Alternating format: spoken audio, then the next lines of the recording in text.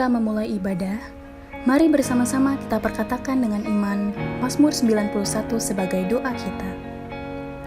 Mazmur 91 dalam lindungan Allah. Orang yang duduk dalam lindungan yang maha tinggi dan bermalam dalam naungan yang maha kuasa akan berkata kepada Tuhan, tempat perlindunganku dan kubu pertahananku, Allahku yang kupercayai. Sungguh, Dialah yang akan melepaskan engkau dari jerat penangkap burung, dari penyakit sampar yang busuk. Dengan kepaknya ia akan melindungi engkau. Di bawah sayapnya engkau akan berlindung.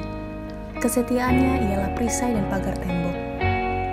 Engkau tak usah takut terhadap kedahsyatan malam, terhadap panah yang terbang di waktu siang, terhadap penyakit sampar yang berjalan di dalam gelap, terhadap penyakit menular yang mengamuk di waktu petang. Walau 1.000 orang rebah di sisimu dan 10.000 di sebelah kananmu, tetapi itu tidak akan menimpamu. Engkau hanya menontonnya dengan matamu sendiri dan melihat pembalasan terhadap orang-orang fasik. Sebab Tuhan ialah tempat perlindunganmu, yang maha tinggi telah kau buat tempat perteduhanmu. Malapetaka tidak akan menimpa kamu, dan tulah tidak akan mendekat kepada kemahmu. Sebab malaikat-malaikatnya akan diperintahkannya kepadamu, untuk menjaga engkau di segala jalanmu. Mereka akan menatang engkau di atas tangannya, supaya kakimu jangan terantuk kepada batu. Singa dan ular tedung akan kau langkahi. Engkau akan menginjak anak singa dan ular naga. Sungguh, hatinya melekat kepadaku, maka aku akan meluputkannya. Aku akan membentenginya sebab ia mengenal namaku. Bila ia berseru kepadaku, aku akan menjawab. Aku akan menyertai dia dalam kesesakan. Aku akan meluputkannya dan memuliakannya. Dengan panjang umur akan kukenyangkan dia, dan akan kuperlihatkan kepadanya keselamatan daripadaku. Shalom Bapak Ibu Saudara yang dikasihi Tuhan. Haleluya, kita boleh sama-sama kembali bertemu dalam ibadah minggu ini, amin. Maka hari ini saya mengajak Bapak Ibu Saudara untuk sama-sama bersuka cita akan kasih setia Tuhan, akan penyertaan Tuhan dalam setiap kehidupan kita, amin. Mari sama-sama tepuk tangan Bapak Ibu Saudara. Kau Allah yang baik Tuhan.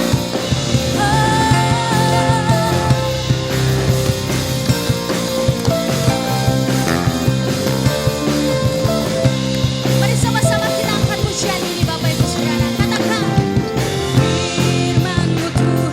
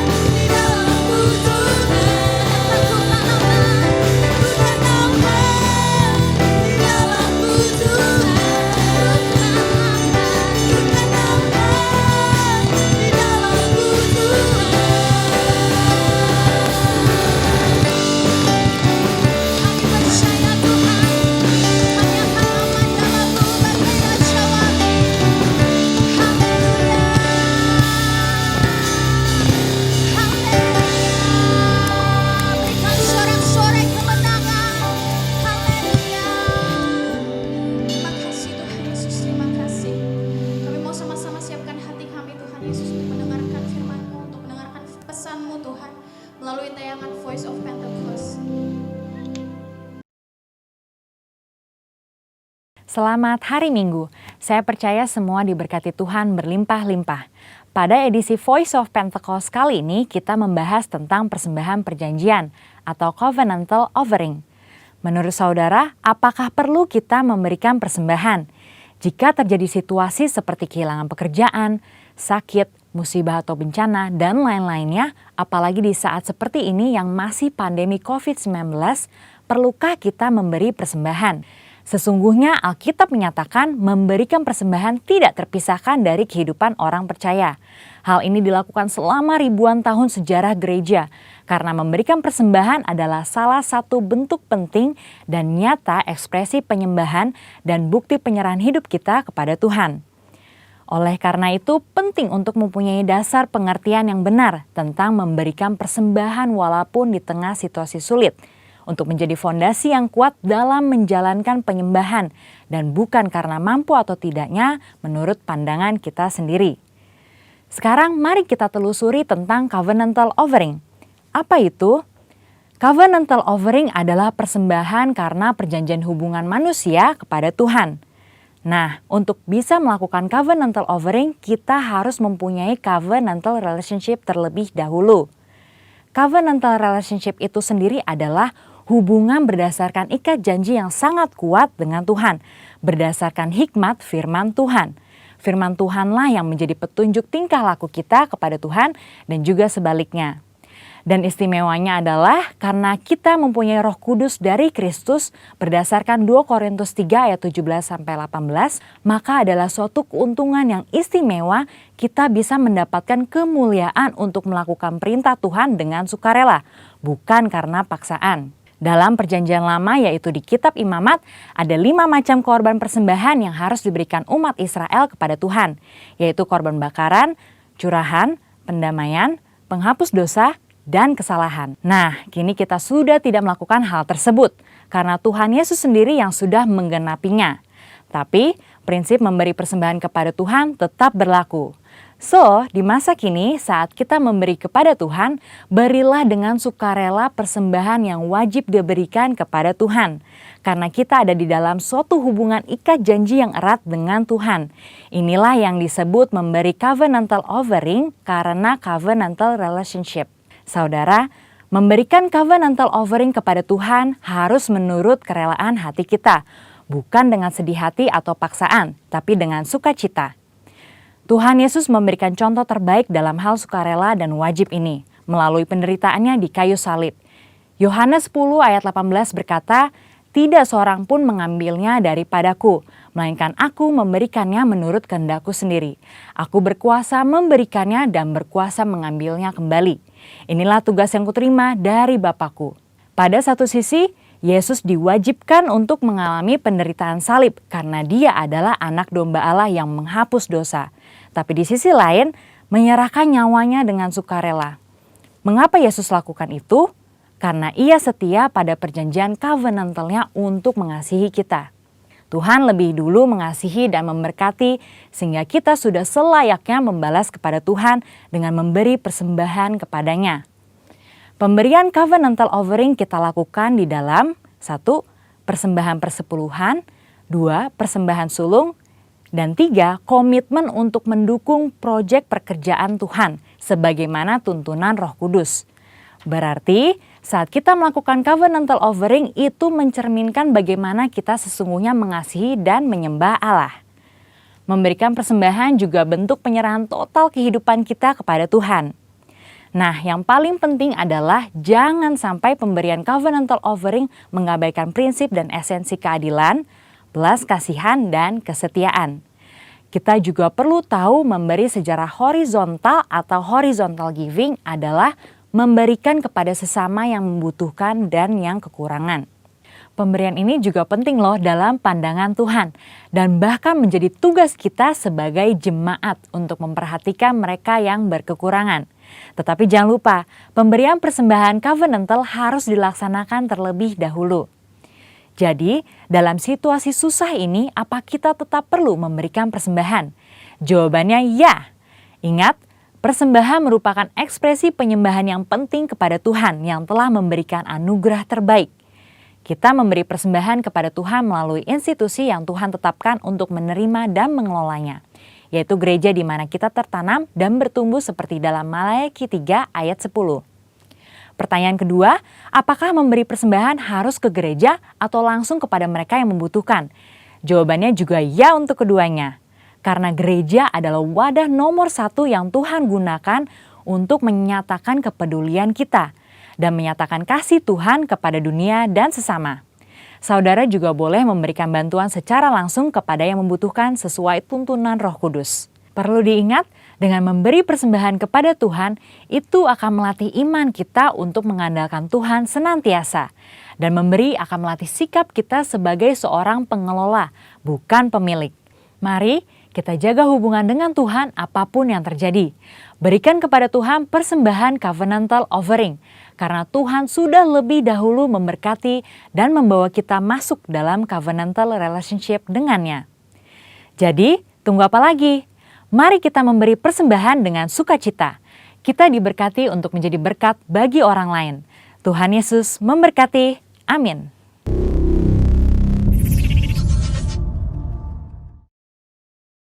Sebelum lebih lagi kita masuk dalam pujian penyembahan dan firman Tuhan, mari secara bersama-sama kita deklarasikan Pentakosta ketiga.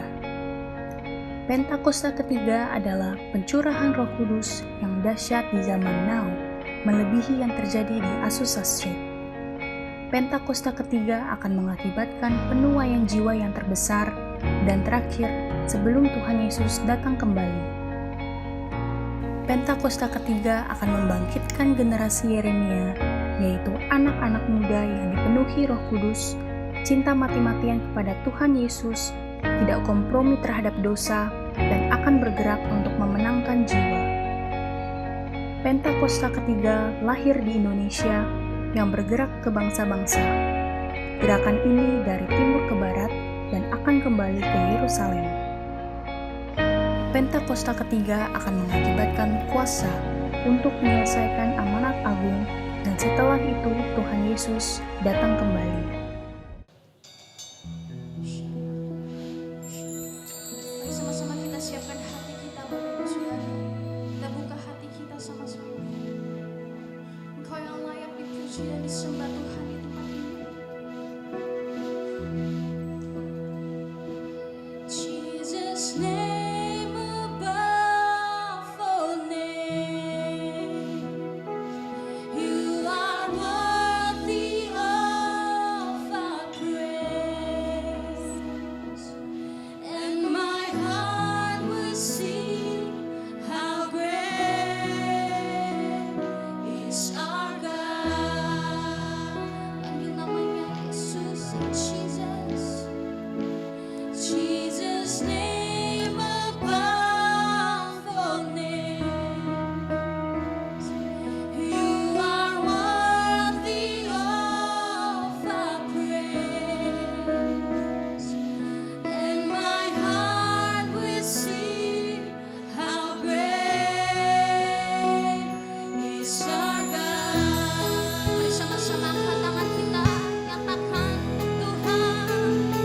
Jesus' name above all names. You are worthy. You are worthy of our praise, and my heart will sing how great is our God. Mari lebih lagi katakan, lebih lagi katakan. Jesus' name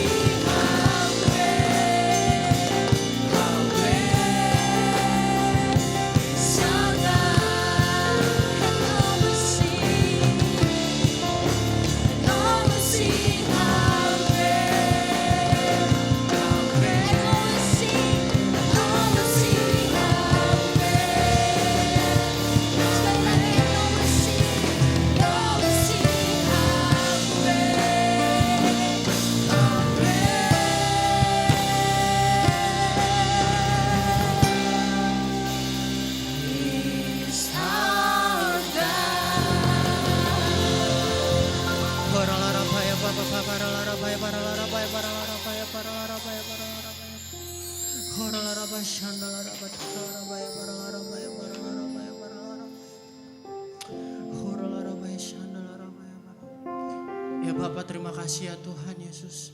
Untuk sampai detik ini kami masih diberikan kesehatan ya Tuhan. Terima kasih ya Tuhan, kami masih diberikan nafas kehidupan ya Tuhan sampai hari ini ya Tuhan Yesus. Tuhan, kami bersatu hati ya Tuhan. Kami berdoa ya Tuhan Yesus untuk Indonesia ya Tuhan Yesus. Tuhan, Tuhan tutup bungkus Indonesia ya Tuhan. Indonesia dalam genggaman-Mu ya Bapak. Tuhan, kami berdoa ya Tuhan Yesus, biar kiranya COVID-19 dihentikan ya Tuhan Yesus. Biar rumah sakit mulai kosong ya Tuhan Yesus. Tuhan, jamah ya Tuhan setiap dokter, setiap perawat ya Tuhan yang merawat pasien Tuhan, agar pasien sembuh dalam nama Tuhan Yesus. Tuhan, kami berdoa ya Tuhan untuk ekonomi Indonesia ya Tuhan. Tuhan, biar ekonomi Indonesia menjadi naik dan bukan turun ya Tuhan. Tuhan, jamah ya Tuhan para pemerintah Indonesia ya Tuhan. Tuhan, berkati, Tuhan lawat ya Tuhan, beri belas kasihan-Mu Tuhan Yesus kepada pemerintah Indonesia ya Bapak. Tuhan, kami juga berdoa ya Tuhan, kami angkat tangan ya Tuhan untuk generasi Yeremia ya Tuhan. Biar ada kebangkitan ya Tuhan untuk anak-anak muda ya Tuhan. Biar makin banyak anak-anak muda yang cinta mati-matian sama Tuhan Yesus. Tuhan, beri Tuhan Yesus belas kasihan-Mu Tuhan untuk anak-anak Indonesia ini ya Tuhan, anak-anak muda kami ya Tuhan. Tuhan, berkati ya Tuhan, biar kebangkitan Tuhan, revival terjadi ya Bapak. Tuhan, kami berdoa ya Tuhan. Kami berdoa Tuhan untuk gembala sidang kami Tuhan, Pak Bapak Insinyur Niko Notoraharjo ya Tuhan, dan wakilnya ya Tuhan. Berkati juga Tuhan untuk Pak Horatius Romuli Tuhan dan wakilnya ya Tuhan. Beri mereka hati-Mu ya Tuhan, pakai mereka Tuhan, perluas Tuhan pelayanan mereka ya Tuhan. Panjang umur menyertai mereka Tuhan, kesehatan ada pada mereka ya Bapa. Tuhan, kami juga berdoa ya Tuhan untuk GBI Raden Saleh ya Tuhan. Biar kebangkitan terjadi GBI Raden Saleh ya Tuhan. Biar banyak Tuhan Yesus hati yang kembali ya Tuhan Yesus. Tuhan sertai ya Tuhan GBI Raden Saleh Tuhan. Akan ada banyak ya Tuhan Yesus yang tumbuh di dalam GBI Raden Saleh Tuhan. Terima kasih Bapak, di dalam nama Tuhan Yesus kami berdoa dan syukur. Haleluya. Amin. Mari terus buka hati kita Bapak Ibu Saudara. Kami tahu Tuhan bahwa hari-hari ini hari-hari yang penuh dengan ketidakjelasan Tuhan. Hari-hari yang penuh dengan uncertainty Tuhan. Tapi kami mau katakan kami percaya dan kami pegang janji-Mu Tuhan Yesus. Janji-Mu iya dan amin Tuhan. Dan kami mau serahkan kontrol, kami mau serahkan kendalinya Tuhan untuk Engkau. Terima kasih Tuhan Yesus.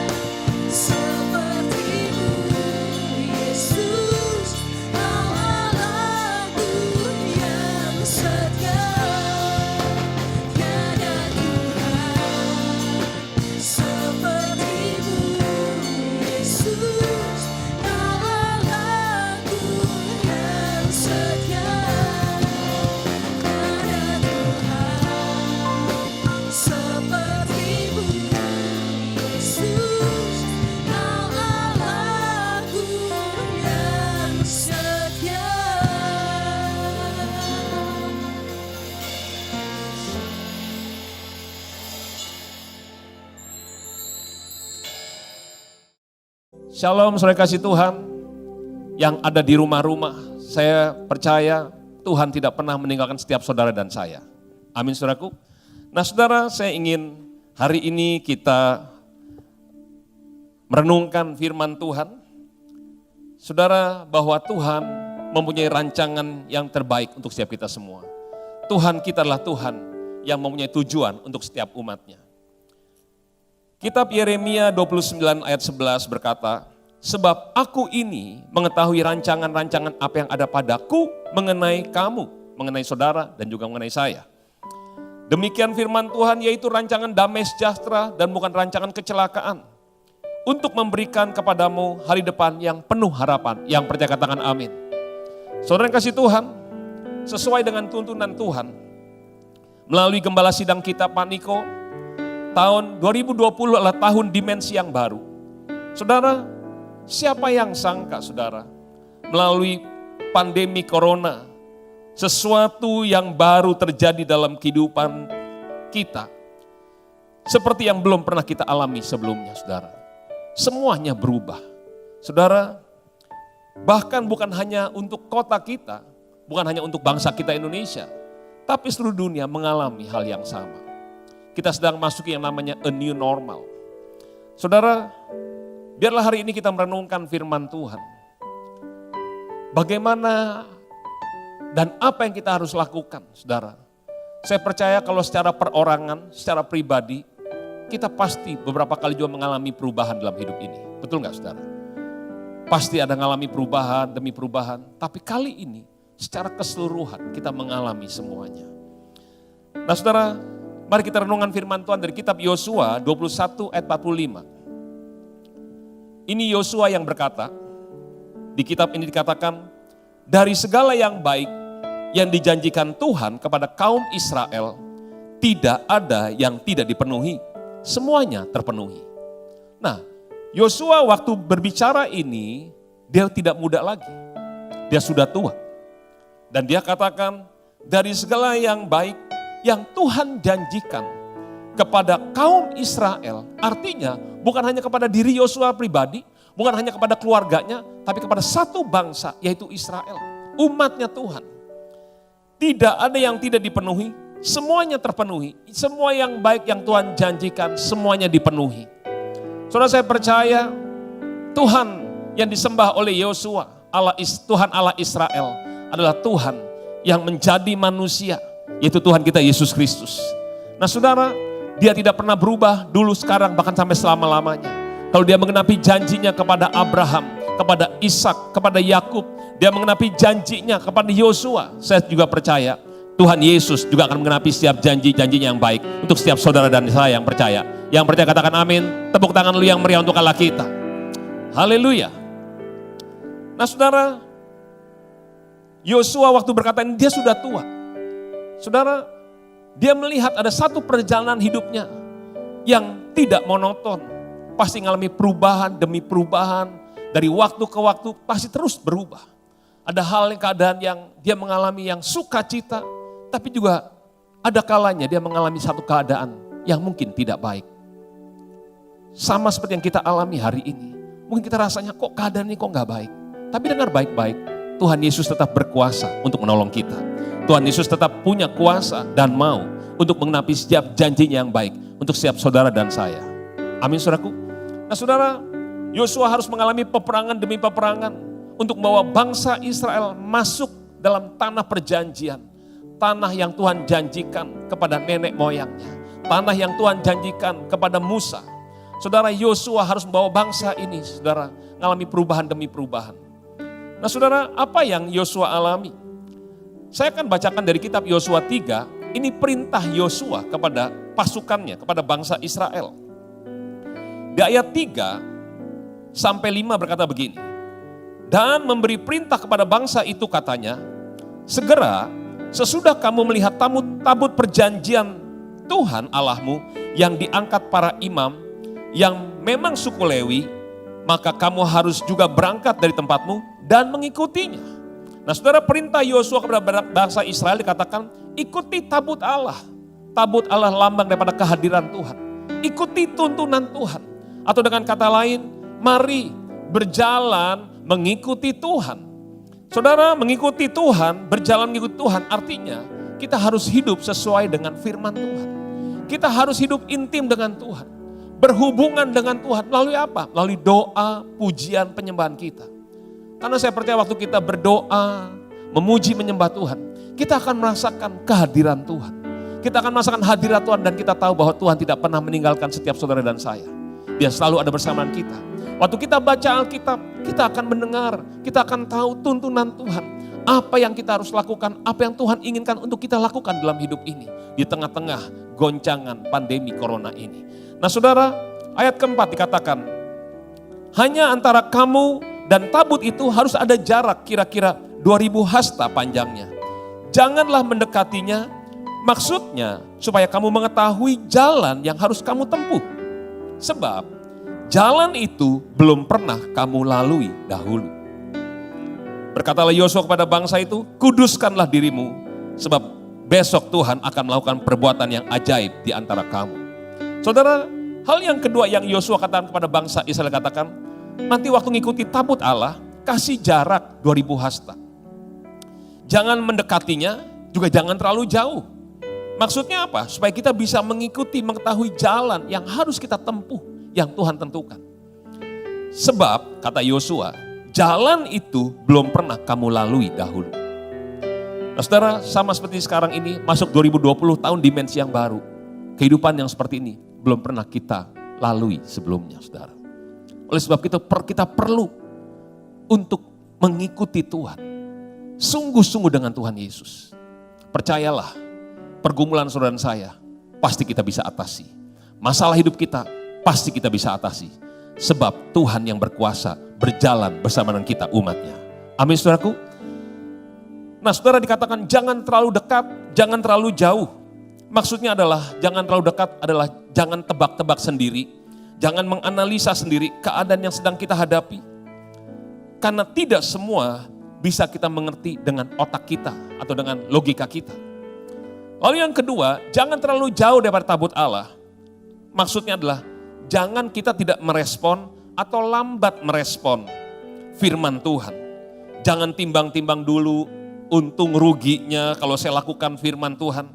Tapi biarlah kita menjadi orang-orang yang taat kepada Tuhan sekalipun kita belum mengerti. Percayalah, Tuhan tidak akan pernah mencelakakan kita. Dia pasti akan memberikan yang terbaik untuk kita semua. Nah saudara, kalau kita lambat merespon, kita pasti akan ketinggalan dan tidak mengalami perubahan apa-apa dalam hidup ini. Nah saudara yang kasih Tuhan, berikutnya kita akan renungkan pesan Tuhan secara khusus untuk Yosua. Sebelum Yosua menyeberangi sungai Yordan masuk tanah perjanjian. Apa sih yang Tuhan pesankan kepada Yosua? Mari kita buka firman Tuhan dari kitab Yosua 1. Saya akan bacakan untuk saudara ayat 1 sampai 5.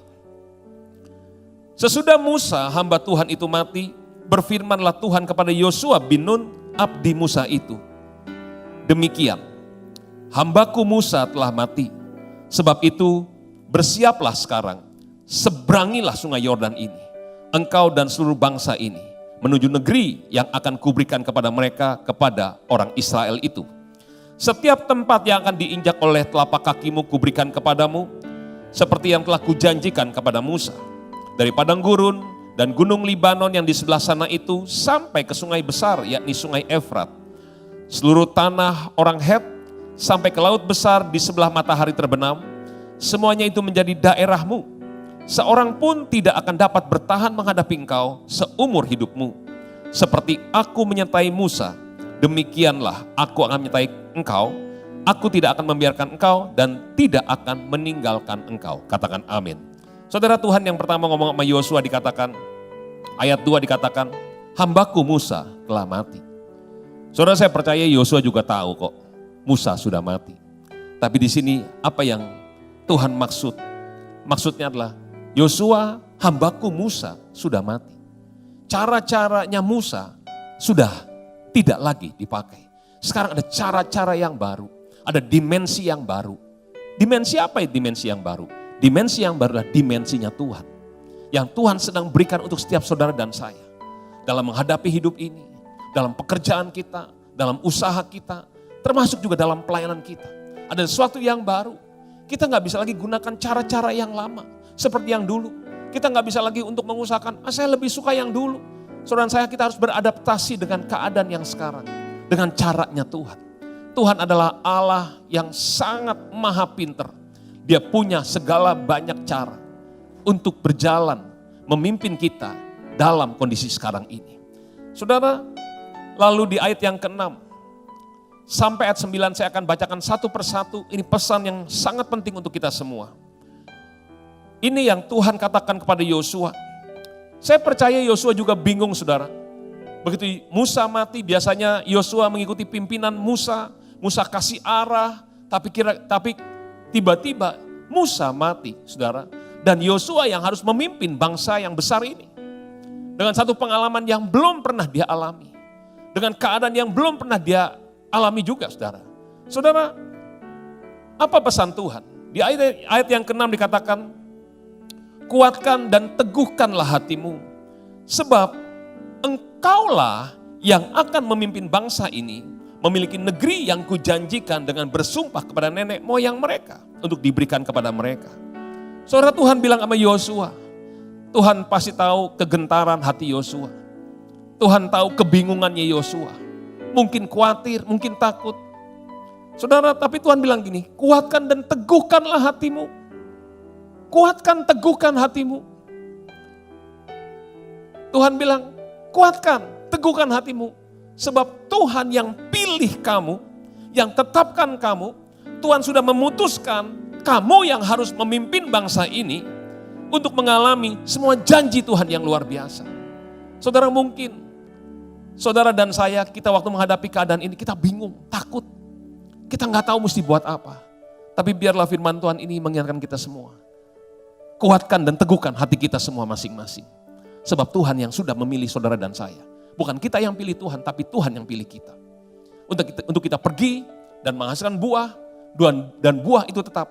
Supaya apa saja yang kita minta kepada Bapa akan diberikannya kepada kita. Saudara, Tuhan sudah pilih saudara dan saya, menetapkan kita, memutuskan untuk kita yang memimpin. Supaya seisi keluarga kita diselamatkan. Supaya teman-teman yang ada bersama kita diselamatkan. Saya percaya Tuhan sudah memilih saudara dan saya. Supaya banyak orang bisa mengalami Tuhan diselamatkan, dipulihkan, disembuhkan. Tuhan pilih saudara dan saya supaya kota kita diberkati.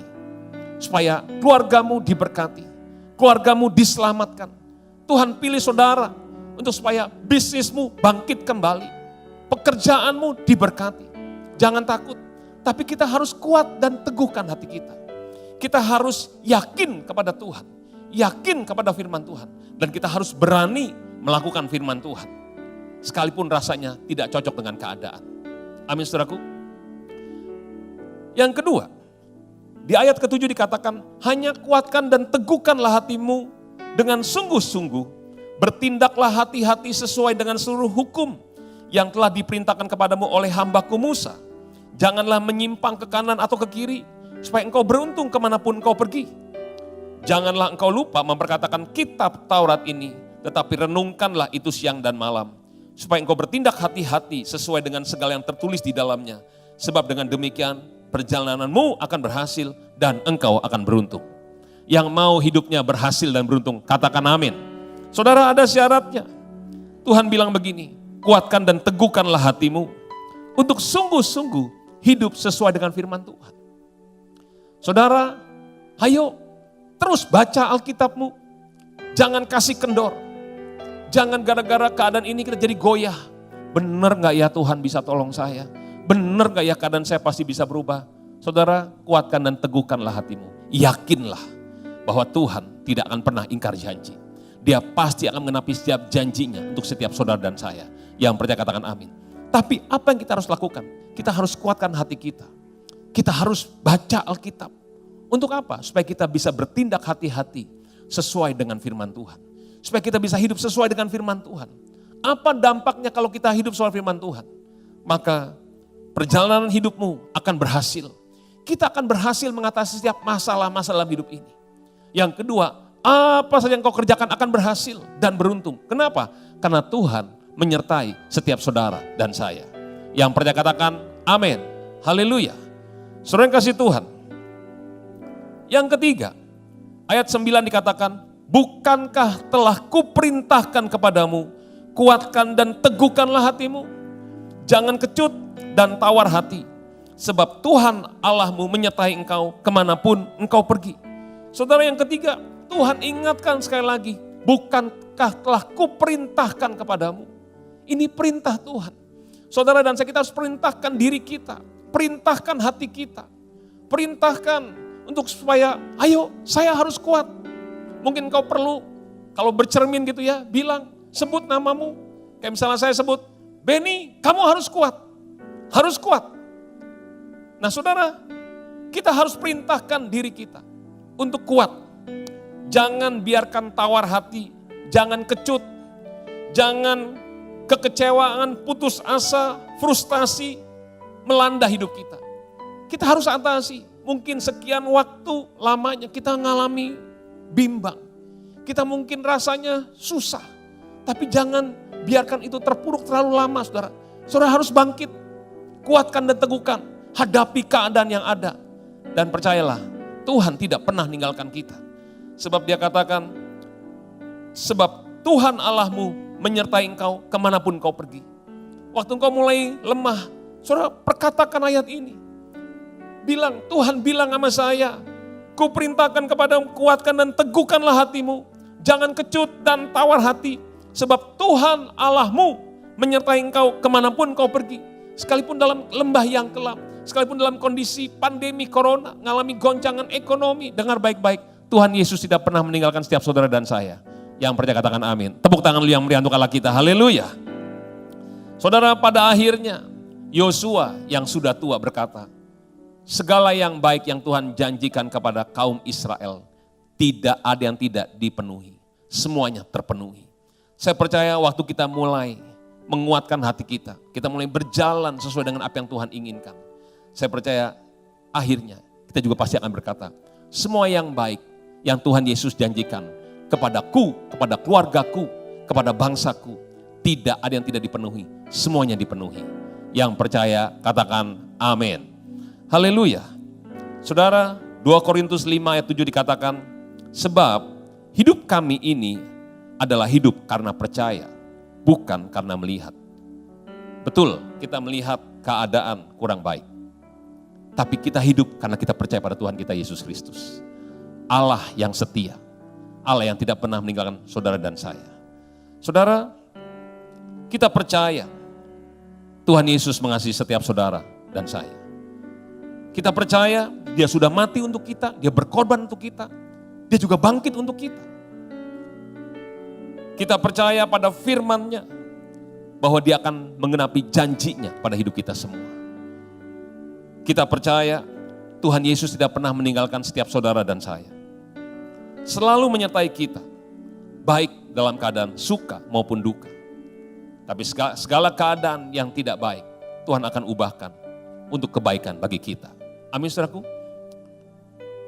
Percayalah, dia selalu bersama-sama kita yang ada di rumah-rumah.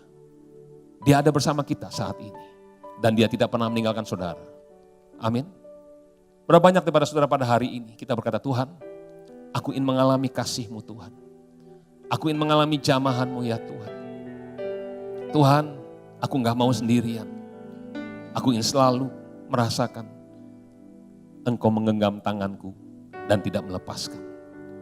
Mari saudara yang ingin merasakan kasih Tuhan, mari pejamkan mata kita. Pejamkan matamu, tundukkan kepalamu. How could I forget His love? How could I forget His mercy? He satisfies, He satisfies,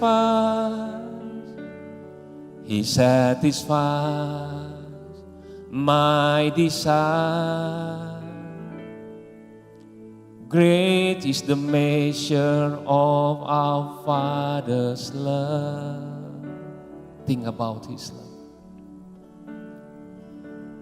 Think about His love.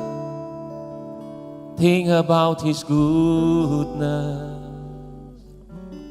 Think about His grace that's brought us through. For as high as the heavens above, so great is the measure of our Father's love. Great is the measure of our Father's love. Think about His love. Think about His goodness. Think about His grace that's brought us through. For as high as the heavens above, so great is the measure of our Father's love. Great is the measure of our Father's love. How could I forget His love?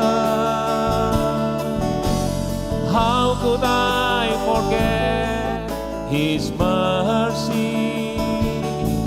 He satisfies, He satisfies, He satisfies my desire. Even when I've strayed away, His love has sought me out and found me. He satisfies, He satisfies, He satisfies my desire. Great is the measure of our Father's love, so great. Great is the measure of our Father's love. Great is the measure of our Father's love. Haleluya. Mari sembah Tuhan. Yarala masuk. Hikara lama yarala mutus shande.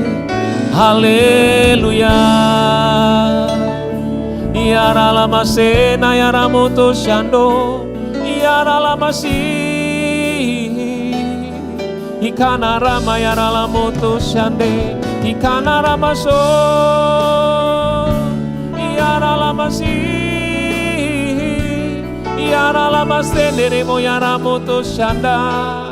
Haleluya, haleluya. Yarala masukana yarala mo, yarala masih. Hinana ralama yarala mo. Haleluya. Hikaralaba yaralaba. Tuhan curahkan kasih-Mu Tuhan. Untuk setiap anak-anak-Mu di rumah-rumah ya Bapa. Curahkan kasih-Mu ya Tuhan. Curahkan kasih-Mu Tuhan. Curahkan kasih-Mu Bapa. Ya ralama sona ya ralamu tushande. Haleluya. Haleluya. Kasih-Mu akan menguatkan setiap anak-anak-Mu ya Tuhan. Kasih-Mu Tuhan membangkitkan setiap kami semua ya Bapa. Curahkan kasih-Mu ya Tuhan. Curahkan kasih-Mu Tuhan. Terima kasih Tuhan, terima kasih Bapa. Terima kasih Tuhan Yesus. Tuhan berkati setiap anak-anak-Mu di rumah-rumah saat ini Tuhan. Curahkan berkat-Mu ya Tuhan. Curahkan kasih-Mu ya Tuhan. Curahkan ya Tuhan. Berikan mujizat-Mu. Berikan kesembuhan ya Tuhan. Berikan ya Tuhan. Jawab setiap doa daripada anak-anak-Mu ya Tuhan. Mari saudara saat ini. Mari berdoa saat ini minta. Mari minta. Apa yang Kau ingin untuk Tuhan Yesus lakukan bagimu. Mari minta saat ini. Tuhan dengar doa anak-anak-Mu Tuhan. Aku mohon anugerah-Mu. Aku mohon kasih karunia-Mu ya Tuhan. Dengar doa anak-anak-Mu Tuhan. Jawab doa anak-anak-Mu ya Tuhan.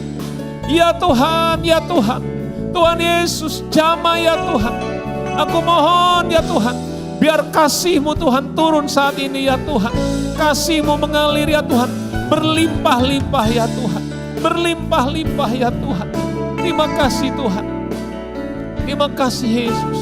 Terima kasih Roh Kudus, terima kasih. Tuhan terima kasih. Tuhan kami semua sayang padamu Tuhan Yesus. Kami kangen banget sama Tuhan. Kami cinta banget sama Tuhan. Tuhan terima kasih. Tuhan terima kasih banyak Bapa. Tuhan tutup bungkus Tuhan, keluarga demi keluarga dengan darah Yesus. Biar seisi keluarga semuanya diselamatkan, dipulihkan, disembuhkan, diberkati, mengalami mujizat-Mu Tuhan. Tuhan, biar anak-anak-Mu semua Tuhan, bangkit semuanya Tuhan. Kuat dan teguh semua hati mereka ya Tuhan. Dan mereka akan melihat janji demi janji Tuhan yang baik digenapi dalam kehidupan mereka. Pada akhirnya Tuhan, kami semua akan berkata, segala sesuatu yang baik yang Tuhan janjikan kepada kami, kepada keluarga kami, kepada bangsa kami, tidak ada yang tidak dipenuhi. Semuanya dipenuhi. Terima kasih Bapa. Terima kasih Yesus. Terima kasih Roh Kudus. Terima kasih. Tuhan terima kasih. Segala pujian, hormat, kemuliaan hanya untuk-Mu Tuhan Yesus. Dalam nama Tuhan Yesus kami telah berdoa dan mengucap syukur. Semua yang percaya sama-sama kita katakan amin. Tepuk tangan sekali lagi yang meriah untuk Allah kita. Haleluya. Saudara yang dikasihi Tuhan, terima kasih sudah bergabung untuk mengikuti ibadah raya online GBI Raden Saleh. Kami informasikan kepada saudara yang rindu untuk menabur, berupa taburan persembahan umum atau persepuluhan, dapat dilakukan melalui transfer ke rekening BCA dengan nomor rekening yang tertera di layar atas nama GBI Raden Saleh R1G. Kami mohon untuk saudara dapat mencantumkan kode persepuluhan untuk taburan persepuluhan atau keterangan persembahan dalam berita transfer. Kami juga informasikan untuk saudara sekalian yang memiliki anak usia sekolah minggu untuk dapat mengikuti sekolah minggu online yang dimulai pada pukul 9 pagi di channel YouTube GBI Raden Saleh. Untuk saudara yang membutuhkan pelayanan jemaat atau informasi lainnya, silakan menghubungi Sekretariat GBI Raden Saleh melalui nomor telepon yang tertera di layar. Demikian informasi yang kami berikan. Terima kasih. Selamat hari Minggu. Tuhan Yesus memberkati.